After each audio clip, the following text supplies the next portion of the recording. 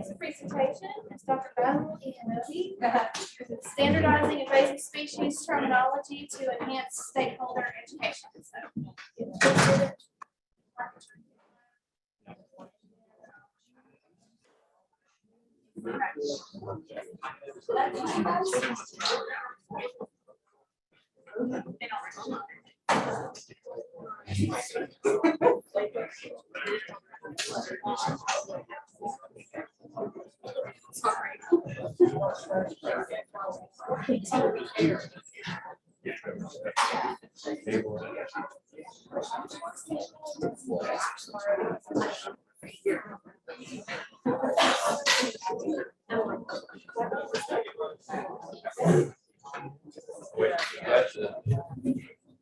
Can everyone hear me in the back? Can you hear me in the back? Good. Okay. I like to move too, but I will try to stay stationary. Okay. Okay. Well, thank you. And it is wonderful to be here in person again for the first time in 3 years. I'm going to discuss with you today a resource and an educational tool that I've been developing with the Invasive Species Council, the IFAS Invasive Species Council, and for those to promote and help understanding of problem invasive species presents to Florida and throughout the nation and world. And for those of you who don't know, the Invasive Species Council is actually a group of extension specialists and researchers and county agents from UF that work to empower people to be better at controlling, managing, and preventing, and actually educating on invasive species. So if you have resources that you need pertaining to invasive species, come talk to us. We're happy to help. Okay, the tool I'm going to present today has been published in the Journal of Extension and also as an EDIS document using it in a very Florida-centric case study way. So you can look them up there and I'll happily give those to you. And I want to mention my collaborators here, Shannon Carnevale, Emily Bell, Dr. Shirley Baker, Dr. Jeff Hill, Dr. Julie McConnell, Dr. Martin Main, Dr. Stephen Enlow, Dr. Steve Johnson, Dr. James Coida, and Dr. Michael Andrew, and all the other members of the Invasive Species Council assisted with this collaborative project. The problem we're addressing is too much jargon around the conversation of biological invasion and invasive species. And this is a list of terms I came up with in a matter of just sitting at my computer screen in a minute that I see in the scientific literature. Non-native, exotic, foreign, alien, non-indigenous, all mean the same thing. Weeds, pest, nuisance, noxious, alien invader, alien invasive. I mean, the list goes on, and these are terms that we see in the scientific literature and established, naturalized. If you go to Europe, archeotype, neophyte, let's talk about what that means, right? So there's a lot of confusion here. And there's a lot of redundancy, there's a lot of misinterpretation, there's a lot of incorrect usage of these words, and there's, again, a lot of confusion, okay? And what we see is it's a real barrier to educating people about the problem of biological invasions and the threats and the environmental threats, the economic threats, and the threats to humans that they pose. So why do we care? Well, what this map here shows is the shipping routes across the globe. So humans are a very connected species economically, okay? And with that, intentionally or unintentionally, we're bringing with us a lot of unwanted species that are causing us problems. These are all species in Florida. So for example, you know, you have pointer? No, okay. Anyway, there's, all right, I won't use it. Pythons in the Everglades, we have a lot of invasive plants we've introduced. This is a Nile crocodile that is actually showing up in our waterways now. It's a predator of humans. So this is something that concerns me. I like the kayak. So, and we continue to introduce species. And here we are in an environment where we're introducing ornamental plants into our urban landscapes. We have to be abundantly aware of this. Blue is show where historically we would get our ornamental plant species from. Red and pink are emerging markets for drought tolerance. So we continue to introduce new species into our environments. And, you know, we have great tools for assessing whether or not these species will become problematic, but it's inevitable. They're not perfect. One of these is going to slip through the cracks and become a problem in the future. So we need to educate our clients about this. So we need the public to help us prevent and control invasion, and they need to be able to understand what the problems are, and the jargon's not helping. So there's academic frameworks to help us with this to kind of get us on the same page for terminology. Here's one that I actually like a lot from Blackburn. It says there's different barriers here in blue that you have to overcome, species has to overcome to become invasive. And depending on where they are, this is what you can call them up top in red here, okay? Underneath, they give some management recommendations. These arrows discuss the, the ecological processes that you have to experience to overcome each of these barriers, okay? So the barriers there are the arrows like B3, B1, B2. These are the processes that have to occur. And you see what I'm probably getting at here, right? This is still too complex for most clients that we're dealing with, right? This is great for scientists to work on the same page. But what we wanted to do was come up with something, a standardized terminology that extension professionals and outreach professionals could use consistently, effectively, and that was concise, consistent, easily understood by non-scientists, that we could utilize for stakeholder education, speaking a same common language, and it's applicable across all taxa because depending on what type of invasive species you work on, different jargon is used. We're not trying to solve any scientific debate here today. We are totally looking for an educational tool. So what we did was we had a year-long discussion with the members of the Invasive Species Council. We aimed at reaching a consensus. I'll explain what I mean by consensus here in a minute, why that's important. This is 36 scientists, extension specialists, and county agents. So we had people who are doing research all the way to the boots on the ground educated.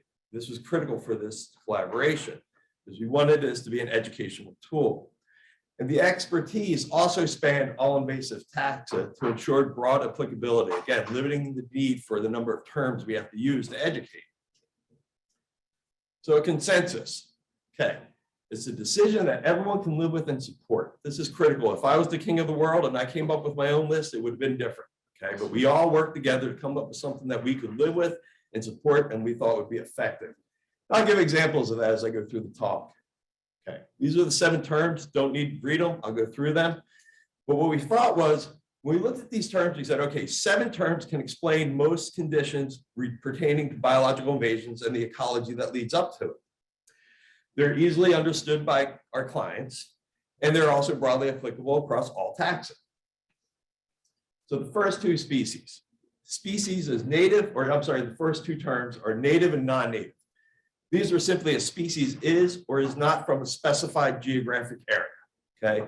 We are using non-native instead of exotic because the people we work with in fisheries said that a lot of their clients interpret exotic as fancy, creates confusion. Okay, so why the specified geographic area? Well, that's critical. Here's some range maps of crocodilian species, and what's shown is their ranges, and we can't just say American alligator is native. Right? We have to say to where. So it's native to the southeastern United States. The American crocodile is native to southern Florida, whereas the speckled caiman is not native, is non-native to the United States, and is native to Central America and South America. The species does not have to be present to be non-native. Elephants are non-native to Florida, but they're not roaming around in the wild, okay? So that's just what that term means. The next term is introduced. This is a species that we have, as humans, have put here intentionally or unintentionally. And I just want to point out, it doesn't mean it's negative. Okay, we have a lot of beneficial introduced species in our ornamental landscaping. And of course, we have great economic benefits from agriculture for many introduced species. The next term we thought was important was established. This is a species having a self-sustaining and reproducing population in a specified geographic area without need for human intervention. And here's just 2 of the many examples of established species in Florida. The scarlet ibis and the tokay gecko. They're not always negative, and this is where consensus came in. Me as an ecologist, I'm like, we have a term for this. It's naturalized. It's used widely through the literature. Scientists understand it. But the agent said, this is a bad term. People get confused. They think it's good. They think it's good because the word natural is in. Okay, so I said, all right, well, I'll make a consensus. I'll go with the word established. The next term is invasive. 3 conditions need to be met to be invasive. It needs to be non-native to the area of consideration, it needs to be introduced intentionally or unintentionally, and it needs to cause or is likely to cause economic, environmental, or harm to humans. Okay, this follows our U.S. executive order. We think there's a benefit to this definition. It helps us prioritize what we need to manage. There are so many introduced and established species, in Florida or elsewhere throughout the globe, we can't control them all. So let's control the ones that are most problematic. This helps with prioritization of that. Now, again, Florida is an invasive species hotspot due to our trade that we have going on here. There are more invasive species in Florida than we would expect by random chance. So just some of them, for example, in the upper left there, the lionfish is causing damage to our reefs. The python, of course, is causing damage to our wildlife in the Everglades. Brazilian pepper tree, damaging our coastal wetlands. Multiple invasive mosquitoes acting as disease vectors, direct harm to humans, and termites, direct cause to human infrastructure, so economic cause harms. Now, there's some complications with this terminology of invasive. It's regionally and temporally specific, okay? So regarding regionally, an invasive species isn't invasive everywhere. And for the IFAS assessment tool, something we should all be familiar with, for example, the coconut palm tree is invasive in southern Florida, but not in northern Florida. So we have to think about the geographic context of its problems. Regarding over time, this is Chinese privet. This was introduced in the late 1800s, and it was a common hedge plant that we introduced. Didn't really become problematic till the 50s when its population started to skyrocket, right? This is a term called invasional lag, and it's common for many invasive, all invasive taxa. It's a common theme we see. The species is present for a very long time, and all of a sudden it just goes crazy. So what we have to do with that, and this is why you get questions like, well, my grandmother grew this in her garden, why is it invasive now, right?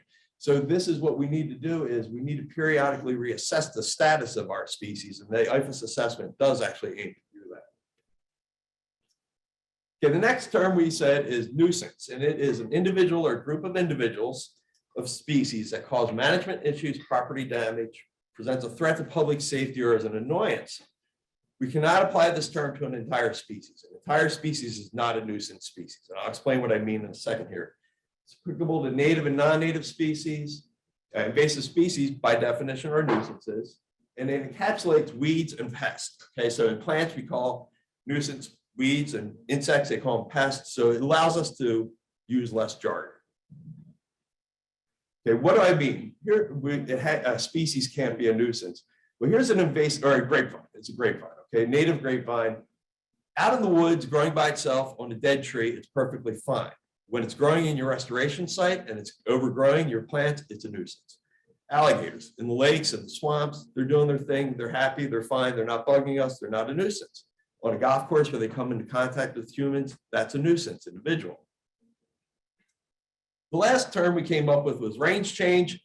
This is when a species certain or its current range is either shifting, shrinking, or growing over time. This happens for all species. It happens all throughout time. It's going on right now as we speak for non-native and native species with and without human intervention. And why did we include this term? We included this term for species like this, okay, where we have a lot of people concerned about management of these species. Coyotes and armadillos, for example, they're getting into Florida. They're just migrating in here. Their range is shifting. Mangroves moving north because of less freezing days due to climate change. Okay, these species are they're not non-native, they're not introduced, and they're not invasive. They're experiencing range shift. That's how we can talk to our clients about these. So these are the 7 terms that we came up with. We think, again, they're effective. We think they can help us speak a common language with our clients about the problem of invasive species. And we're open to suggestions on how to improve these. But this is what we came up with our consensus. It helps us eliminate the jargon, and it helps us to increase understanding about the problems of biological invasions. We also introduced a list of terms that we wish people would just stop using, and I'm going to go through them here. Native invasive is one. It was everyone on the council. This is not good. So first off, a native species by default cannot be invasive by definition. Second, it confounds 2 issues: biological invasions, which is caused by people moving things over vast different distances, with something that happens locally and causes a native species to become problematic. So our suggestion here is just use the word nuisance. The next one is invasive exotic. It's a redundancy, right? Invasive species by definition are exotic.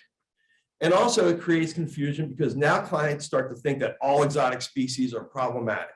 And we know that many exotic species and non-native species, in fact, aren't. Most aren't. So we suggest just stick to the term, it's an invasive species. Invasive weed is another one. The problem here is that a weed is a cultural term. It's just a plant we don't want growing in a specific location. And a similar issue, an invasive weed, if we use that, now people start to get confused and think that all weeds are problems. And again, most of them aren't. We just don't want them growing where they happen to be growing. But they're not causing economic, environmental, or harm to humans. So we just say, again, use invasive. The last one is alien, foreign, and non-indigenous. These terms are synonymous with non-native. But unfortunately, for better or worse, they evoke political ideas. Depending where your thoughts are on a political spectrum, you might perceive these as negative. And again, most non-native species have no negative implications in our environments. So we don't want people to think that by using these, there's a negative connotation to them. So we suggested that the word non-native was actually most effective. Okay, so in summary, we have non-native, native, introduced, established, invasive, nuisance, and range change. We think this provides a concise, standardized terminology that we can use across extension and outreach to communicate the same language to our clients to enhance the effects of our programs on improving our impacts as to helping our clients deal with, manage, and prevent biological invasions and the economic, environmental harms to humans that they can cause. We have worked, again, this was a project that was including extension agents, boots on the ground, to help us scientists communicate, improve our communication. We felt they were easily understood. They're applicable across all taxes, so we can limit the amount of jargon that we're using. And we feel they can explain most situations, even really more complex situations. So, and once you start educating people about these terms, we can always introduce them to more complex terms, but they need to at least have that initial understanding. I think I'm going to finish up with lots of time. But I do want to highlight some of the evidence that we're having that this is having an impact and people are liking this so far. But again, we're open to suggestions. It's not a finished product by any means, but it's been adopted at the state and national level. It's being used in UF courses here, Master Naturalist Program. It's being incorporated into the department DEP trainings. Escambia and Polk County Extension products have started to adopt this terminology. The University of Minnesota Extension Program is adopting this terminology with their invasive species work, which is very cool. The North American Invasive Species Management Association has now adopted this terminology, and it's being incorporated into classes in other universities such as Auburn. We've received generally a positive reception from extension and land-grant universities throughout the country about this. And I do want to brag a little bit. We've won 2 fan rep awards and 1 ANREP award for our publication so far. So state level and national level recognition, first, second, and third place. So yeah.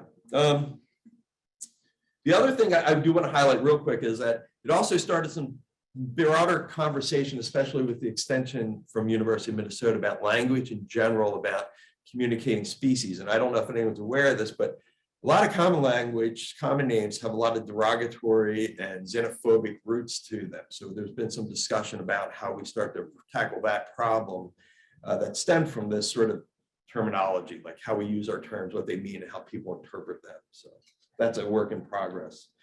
And then here's an infographic that the Center for Aquatic and Invasive Plants is establishing or working on, and reach out to me or Emily Bell if you're interested in this to kind of communicate this terminology in the context of plants. I think we work on plants here, right? So, and with that, let's end that with questions. Again, I'm going to put a plug in here for Invasive Species Council, a resource for us to reach out to if you have any sort of needs with invasive species. I'll just highlight real quick. Our document does actually go over sort of the legal jargon that you end up inevitably running into to help your clients out with that as well. So with that, I think AJ had his hand up first.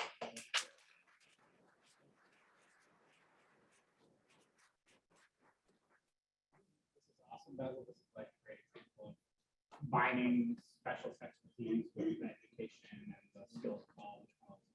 Really great. I have one kind of, this is probably something better discussed over beers, but just a question. Bring it out. Range change, the range change term in particular, and you talked about range expansion of mangroves driven by climate change and driven by changes in coastal land use.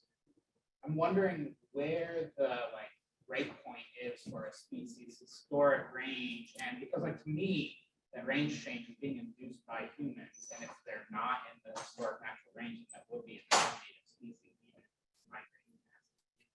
Yeah, no, that's a great question. The question was basically where's the cutoff, because when humans do help with assisting them, and that's a good question. And we said that these terms help with 95% of the situations, okay? But it can at least help to explain something like that. So, for example, armadillos, they are moving on their own, but there is evidence that humans also moved them in here, right? So that situation, or the coyote where it's moving on its own, or the mangrove, we can say it's experienced a range shift.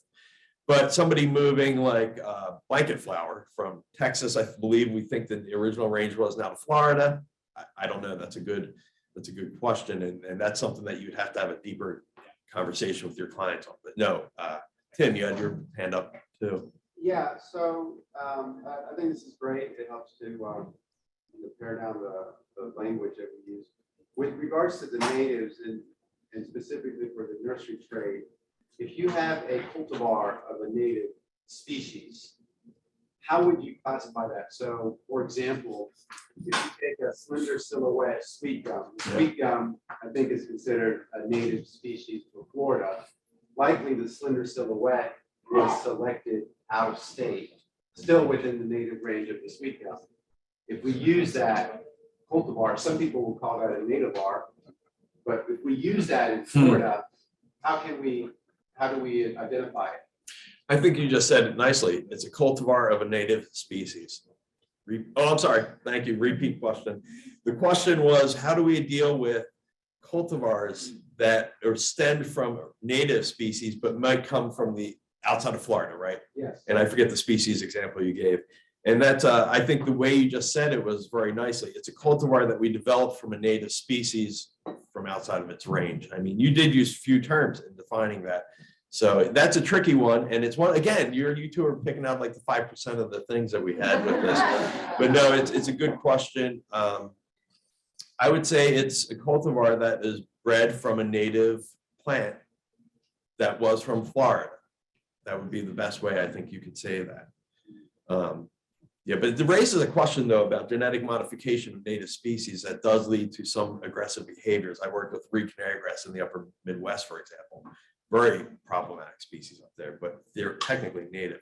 I saw Wendy had her hand up in the back there. Does that help, Tim? Yeah. Okay. So for the term native, normally we fall under the date 1492, the plants that were here before European colonization. Is that the definition you all are settling on that date? I didn't get into the talk. Okay, the question was, there's a time frame for when we call something native versus non-native. In North America, we tend to use 1492 before Christopher Columbus. In Europe, it's kind of a train wreck, really, to be frankly honest. But we can talk about that.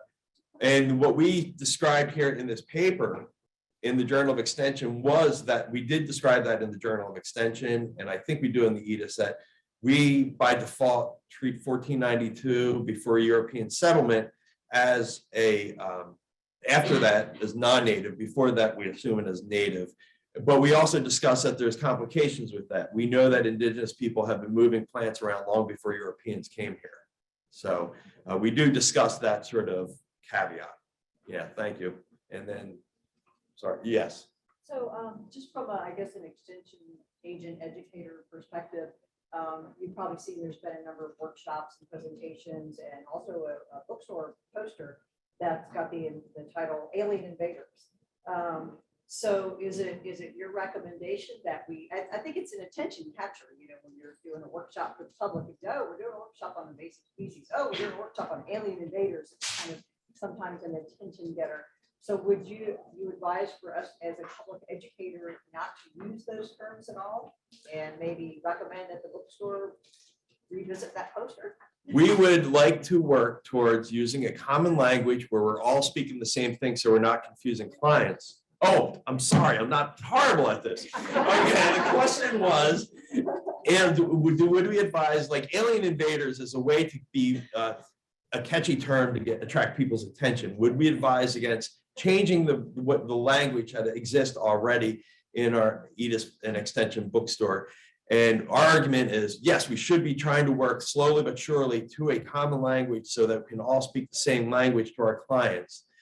Now, whether or not we throw out the specific term alien invader, let's have a conversation about that. Like maybe that is, I disagree with it, but again, it's a consensus project that if you feel that's a catchy thing that merely brings people in, then let's have a conversation about its utility. You know what I mean? But I think for now, we want to try to get us to a level where we're all speaking the same terms, so we can speak to our clients more effectively. All right, I'm done.